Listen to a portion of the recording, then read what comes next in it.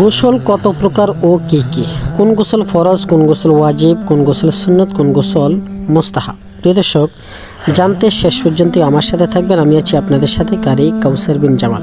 প্রিয় দর্শক, এরকমই গুরুত্বপূর্ণ মাসআলা জানতে অধমের চ্যানেলটি সাবস্ক্রাইব করে অবশ্যই পাশে থাকবেন।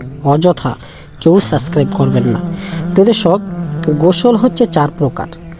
1 নম্বর গোসল হচ্ছে গোসলে ফরজ গোসল, যেটি স্বামী স্ত্রী মিলামেশার মাধ্যমে এবং স্বপ্নদোষের কারণে এবং মা বোনরা যখন ঋতুস্রাব থেকে হায়েজ নেফাজ মাসিক থেকে পবিত্রতা অর্জন করেন, যেই গোসলটি তখন করেন সেই গোসলটি হচ্ছে ফরজ গোসল।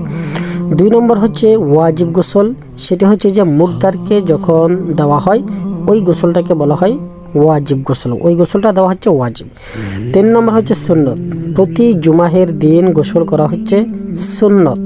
এবং শবে কদর, শবে বেরাজ, শবে মেয়ারাজ এই সমস্ত রজনীতে গোসল করা হচ্ছে মুস্তাহাব। এই সমস্ত রজনীতে গোসল করাকে অনেকেই সুন্নত বলে থাকেন, কিন্তু আসলে এটি হচ্ছে মুস্তাহাব।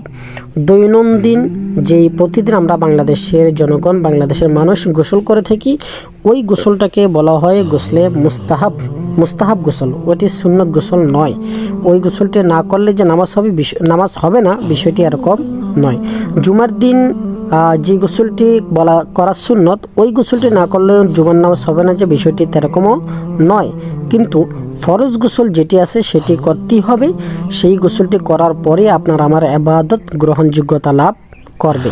মাইয়িতকে গোসল দেওয়ার সময় যেই গোসলটি দেওয়া হয় ওইটি হচ্ছে ওয়াজিব গোসল। ওই গোসলটি যদি মাইয়িতকে না দিয়ে দাফন করে দেওয়া হয়, এতে মাইয়িতের কোনো গুনাহ হবে না, বরংস যারা জীবিত ছিল, যারা তার আত্মীয় স্বজন, পাড়া প্রতিবেশী, এলাকাবাসী ছিল, তাদের সকলেরই সমান হারে এই গুনাহটির দায়ভার নিতে হবে।